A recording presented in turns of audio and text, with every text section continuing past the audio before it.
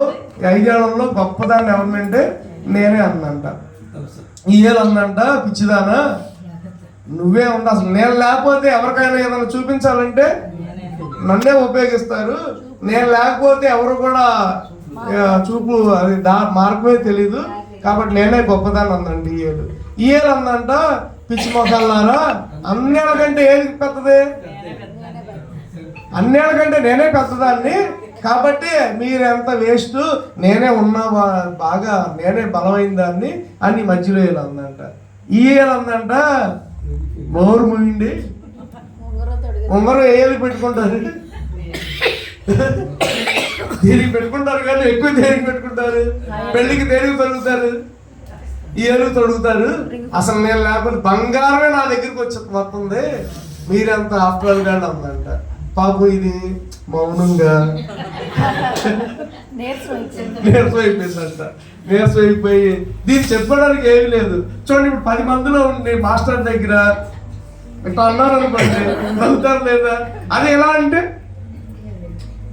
Teacher గారి దగ్గర ట్యూషన్లో ఎవరైనా ఇలా అన్నారు అనుకో, అమ్మా అసలు ఎవరేమన్నా పోవే అంటారు. అదే ఎలా అంటే అందుకే ఇప్పుడు అడగట్లేదు అనమాట.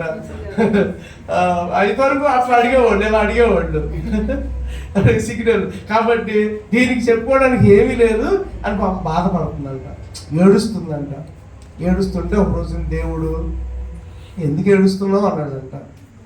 ఏమి లేదు, చెప్పుకోవడానికి అందరి దగ్గర అన్నీ ఉన్నాయి, నా దగ్గర ఏమీ లేదు. ఒకటి నేను చెప్పుకుందా ఉన్నా, పెద్దగా అది ఉపయోగం లేనిది, నవ్వు కలిగిస్తుంది, అందరూ నన్ను చూసి నవ్వుతున్నారు, ఏడం చేస్తున్నారంటే దేవుడు అన్నాడంట, అసలు ఏలుకంటే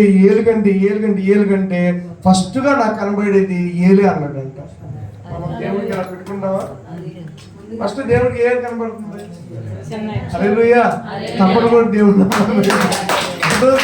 దేవుడు అన్నాడంట, ఇది పెద్దది కావచ్చు కానీ నాకు అది అసలు దాన్ని నా మొహమే చూపించదు. అర్థమవుతుందండి? ఇది గొప్పది కావచ్చు కానీ అసలు ఇది దాన్ని నేను చూడను, నాకు కూడా అది కనబడదు. ఇది ఇంకా పెద్దది కావచ్చు, అసలు దాన్ని నేను చూడను. ఇది కూడా గొప్పది కావచ్చు కానీ నేను చూసేది, నువ్వు రోజు నాకు చూపించేది ఎవరంటే నిన్నే నేను చూస్తున్నాను అన్నాడంట. ఆమె చిన్నది అనుకుంటాం మనం, బాగుంది కదా? చిన్నది అనుకుంటాం మనం కానీ చిన్నది. చూడండి, 5గురిలో కూడా అంటే 3 గురించి అసలు తెలియదు మనకి.